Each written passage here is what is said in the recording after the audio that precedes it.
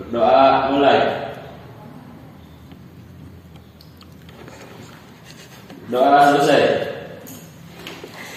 Ya, sebelum belajar, Ibu akan bacakan daftar hadir dulu.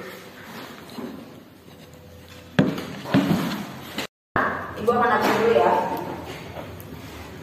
Novita. Hadir. Dewi Yuniarti. Hadir, Bu. Aza Asmara. Hadir. Asifa. Hadir. Darwis Widarnafa. Hadir. Tadi hadir semua ya. Iya, Bu. Baik anak-anak, sebelum belajar, mari kita menyanyikan lagu Indonesia Raya. Baiklah, setelah menyanyikan lagu Indonesia Raya, sekarang sebelum masuk ke materi, Ibu akan bertanya dulu kepada kalian semuanya. Ada yang tahu nggak apa itu gelombang? Saya, Bu. Ya, silakan Novita. Getaran yang merambat. Oke, benar ya. Jadi gelombang itu adalah getaran yang merambat. Nah, sekarang ada yang tahu nggak apa itu bunyi? Ya, Bu. Bunyi itu suara. Nah, betul. Nah, bunyi itu sama kayak suara. Nah, sekarang ada yang tahu nggak definisi bunyi atau suara? Saya, Bu. Ya, silakan Devi. Getaran yang merambat sebagai gelombang akustik. Ya, betul. Baik, sekarang ada yang tahu nggak termasuk ke gelombang apakah bunyi itu? Saya, Bu. Ya, baik. Darwis. Bunyi itu termasuk ke dalam gelombang longitudinal. Betul ya jawabannya. Nah, sekarang ada yang tahu nggak kenapa bunyi itu termasuk ke gelombang longitudinal? Saya, Bu. Ya, Sipa. Karena bunyi merambat melalui kerapatan dan kerenggangan. Ya, betul ya jawabannya.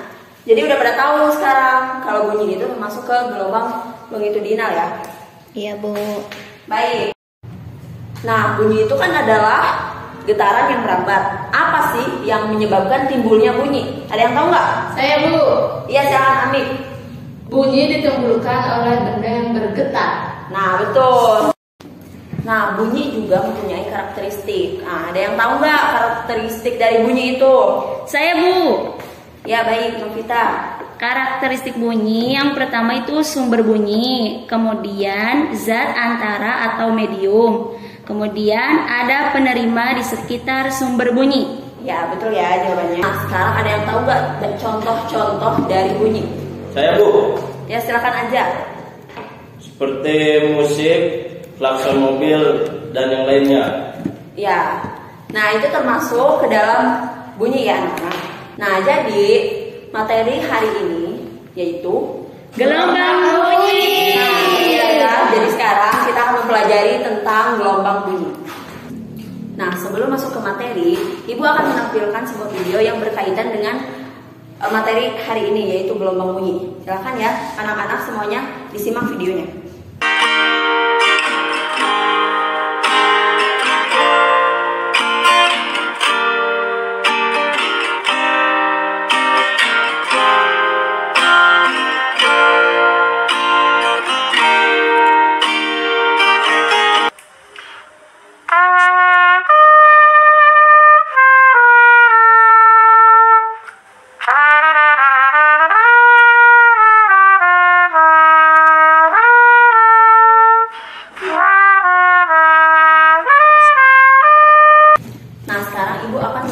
Simulasi yang berkaitan dengan materi yaitu gelombang bunyi. Nah, untuk simulasinya Ibu menggunakan simulasi PET. Nah, berikut simulasinya. Nah, yang pertama kita buka aplikasi PET. Kemudian pada bagian cari kita klik atau cari dengan tulisan waves ya atau gelombang. Nah, nanti akan muncul di situ gelombang. Nah, kita tinggal pilih waves intro, yaitu gelombang bunyi, seperti pada gambar di sini. Kemudian selanjutnya di sini akan ketika kita mengklik tadi waves intro akan muncul tampilan seperti ini, seperti berikut.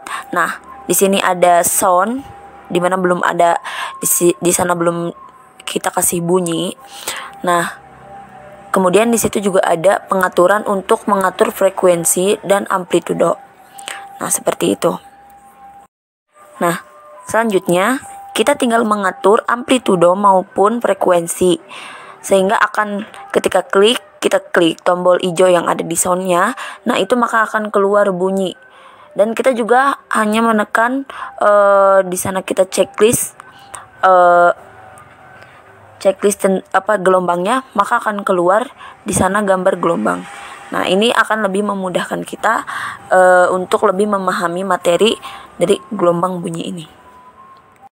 Nah, seperti yang tadi sudah dijelaskan tentang simulasi, tentang gelombang bunyi. Nah, sekarang kita masuk ke materi. Nah, materinya yaitu gelombang bunyi. Yang pertama adalah cepat rambat bunyi.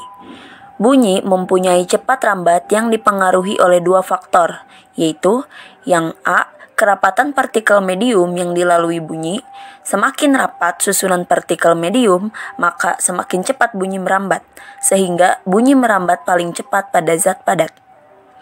B. Suhu medium. Semakin panas suhu medium yang dilalui, maka semakin cepat bunyi merambat. Nah, rumusnya itu V sama dengan lambda dikali F. Nah, V itu cepat rambat bunyi, lambdanya itu adalah panjang gelombang bunyi, dan F adalah frekuensi bunyi. Cepat rambat bunyi tergantung pada mediumnya. Nah, yang pertama, cepat rambat bunyi di dalam medium gas. Nah, dengan rumus V sama dengan akar lambda R dikali T per M dikali R. Nah, V-nya itu sama dengan cepat rambat bunyi, lambdanya itu tetapan Laplace, R-nya itu tetapan gas umum, T-nya itu suhu mutlak, dan MR sama dengan massa molekul relatif. Nah, yang kedua, cepat rambat bunyi di dalam medium zat cair. Nah, dengan rumus V sama dengan akar B per Rho. Nah, V-nya itu adalah cepat rambat bunyi, B-nya modulus bulk, dan Rho-nya itu massa jenis zat cair. Kemudian yang ketiga adalah cepat rambat bunyi di dalam medium zat padat. Nah, dengan rumus V sama dengan akar E per Rho. Nah, V-nya itu cepat rambat bunyi, B-nya itu modulus Young, dan Rho-nya itu adalah jenis zat padat. Nah, yang selanjutnya adalah dawai. Nada dasar terjadi apabila sepanjang dawai berbentuk 1/2 gelombang seperti pada gambar. Nah, di sini ada gambar setengah gelombang. Nah, tali dengan panjang L membentuk 1/2 lambda, sehingga L sama dengan setengah lambda, maka lambda sama dengan 2L. Maka frekuensi pada nada dasar adalah F0 sama dengan V per 2L. Kemudian nada atas ke 1. Nah, di sini ada gambar nada atas ke 1 dawai. Nada atas ke 1 terjadi apabila sepanjang dawai berbentuk 1 gelombang tali dengan panjang L membentuk 1 lambda. Nah, L-nya itu 1 lambda, maka lambda sama dengan L. Frekuensi nada atas ke 1 adalah F1 sama dengan 2V per 2L, sama dengan V dikali L. Nada atas kedua terjadi apabila sepanjang dawai terbentuk 1/2 gelombang. Tali dengan panjang L membentuk 1/2 lambda atau 3/2 lambda. L sama dengan 3/2 lambda, maka lambda sama dengan 2/3 L. Nah, frekuensi nada di gambar itu adalah F1 sama dengan 3V per 2L. Selanjutnya, pipa organa. Adapun sumber bunyi yang menggunakan kolom udara sebagai sumber getarnya disebut juga pipa organa. Pipa organa itu terbagi menjadi dua, ada yang terbuka dan tertutup. Nah, contoh gambar dari pipa organa yang terbuka. Nah, nada dasar pipa organa terbuka. Jika sepanjang pipa organa terbentuk setengah gelombang, maka nada yang dihasilkan tersebut L sama dengan setengah lambda atau lambda sama dengan 2L. Sehingga persamaan frekuensi nada dasar untuk pipa organa terbuka itu sama dengan F0 sama dengan V per 2L. Nada atas ke 1. Jika sepanjang pipa organa terbentuk 1 gelombang, maka nada yang dihasilkannya disebut nada atas ke 1. Nada atas ke 1, pipa organa terbuka. Nah, seperti pada gambar. Maka L sama dengan 1 lambda atau lambda itu sama dengan L. Jadi frekuensi nada atas ke 1 adalah F1 sama dengan 2V per 2L sama dengan V dikali L. Kemudian ada nada atas kedua. Jika sepanjang pipa organa terbentuk 3/2 gelombang, maka nada yang dihasilkan disebut nada atas kedua. Nah, pipa organa dengan panjang L di mana L sama dengan 3/2 lambda, maka lambda sama dengan 2/3 L. Nah, persamaan pada gambar di atas itu adalah F1 sama dengan 3V/2L. Selanjutnya, pipa organa tertutup. Nada dasar jika sepanjang pipa organa terbentuk 1/4 gelombang, maka nada yang dihasilkannya disebut nada dasar pipa organa tertutup. Nah, di sini ada gambar contoh nada dasar pipa organa tertutup dengan L sama dengan 1/4 lambda, maka lambda sama dengan 4L. Persamaan pipa organa tertutup untuk nada dasar adalah F0 sama dengan V/4L.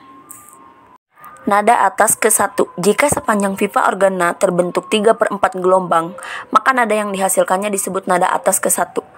Nah, dengan L itu 3/4 lambda, maka lambdanya itu sama dengan 4/3. Persamaan pipa organa tertutup, nada atas ke 1 itu sama dengan F0 sama dengan 3V/4L. Kemudian yang keempat adalah intensitas dan taraf intensitas. Nah, yang pertama intensitas bunyi. Rumus intensitas bunyi di suatu titik oleh beberapa sumber bunyi sama dengan I sama dengan P/A atau sama dengan P/4VR². Nah, keterangannya I itu adalah intensitas bunyi, P itu energi tiap waktu atau daya, dan A-nya itu adalah luas. Kemudian yang B ada taraf intensitas bunyi. Yang dimaksud dengan taraf intensitas bunyi adalah logaritma perbandingan antara intensitas bunyi dengan intensitas ambang pendengaran. Nah, TI sama dengan 10 log I/I0. Nah, di mana TI itu taraf intensitas bunyi, I itu adalah intensitas bunyi, dan I0 adalah intensitas ambang pendengaran. Nah, jika terdapat beberapa sumber bunyi yang identik pada taraf intensitasnya, maka rumusnya itu TIN sama dengan TI1 ditambah 10 log N. Keterangannya N sama dengan jumlah sumber bunyi. Nah, yang kelima ada efek Doppler. Efek Doppler adalah peristiwa naik atau turunnya frekuensi gelombang bunyi yang terdengar penerima bunyi ketika sumber bunyi bergerak mendekat atau menjauh. Persamaan efek Doppler adalah Fp sama dengan V tambah kurang Vp per V tambah kurang Vs dikali Fs, di mana Fp-nya itu frekuensi pendengar, Fs-nya frekuensi sumber bunyi, Vp kecepatan pendengar, Vs kecepatan sumber bunyi, dan V-nya itu adalah cepat rambat udara.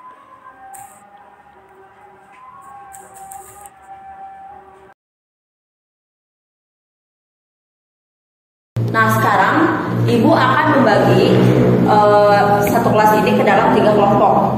Nah, sekarang masing-masing kelompok kalian harus mendiskusikan tentang materi pelajaran yang telah tadi kita pelajari. Nah, silakan untuk berdiskusi.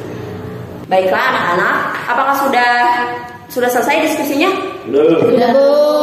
Nah, sekarang kelompok siapa yang akan maju untuk mempresentasikan hasil diskusi kalian? Saya, Bu. Baik, silakan dari kelompok Darwis. Nama saya Darwis, saya akan mempresentasikan hasil diskusi dengan kelompok 2 tentang gelombang bunyi. Baik, terima kasih kepada kelompok 2. Silakan untuk duduk kembali. Ya. Nah, baik, sekarang Ibu akan membagikan LKPD, yaitu lembar kerja peserta didik. Nah, kemudian kalian diharapkan untuk mengerjakan LKPD ini. Apakah sudah selesai anak-anak? Sudah, Bu. Baiklah, sekarang siapa yang ingin mempresentasikan hasil dari analisis yang telah dikerjakan di LKPD?